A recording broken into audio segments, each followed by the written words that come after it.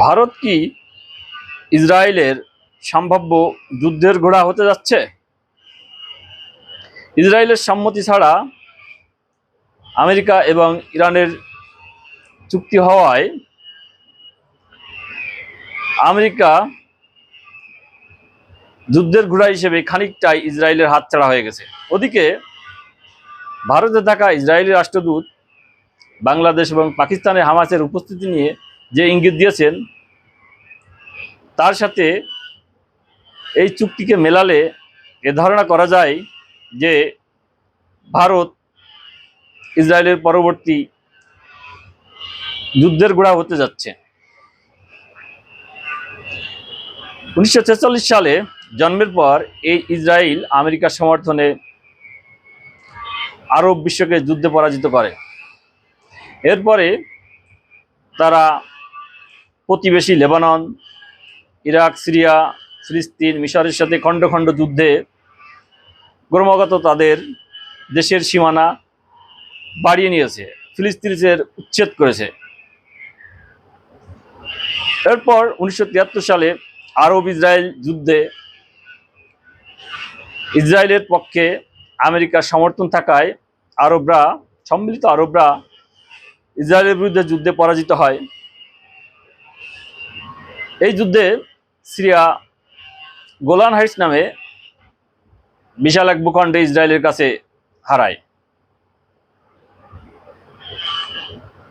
এরপর আমেরিকার সমর্থনে গাজায় ইসরায়েল গণহত্যা শুরু করে, লাখো মানুষের উপরে তারা গণহত্যা করে। 3-4 বছর ব্যাপী এই গণহত্যা চালানোর পরে যুদ্ধে উৎসাহী হয়ে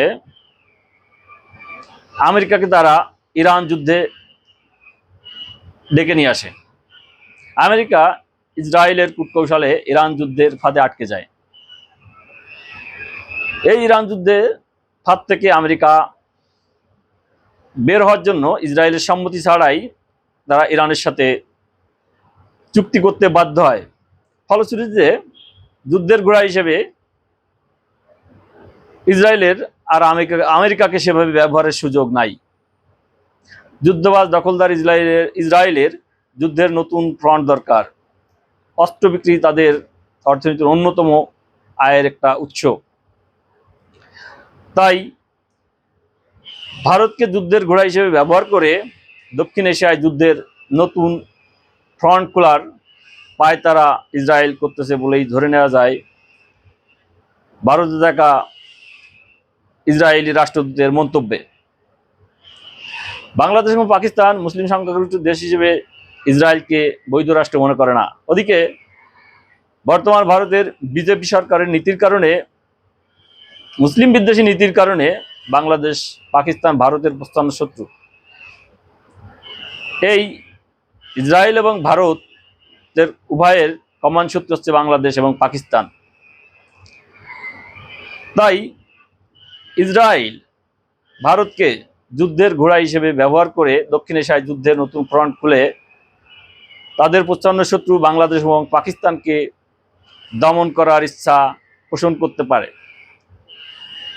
এখানে যুদ্ধের ফ্রন্ট খোলা হলে বা খুলতে পারলে ইসরায়েলের অস্ত্র ব্যবসা রমরমিয়ে উঠবে, রক্ত ঝরবে দক্ষিণ এশিয়ায় ভারত, বাংলাদেশ, পাকিস্তানের নাগরিকদের।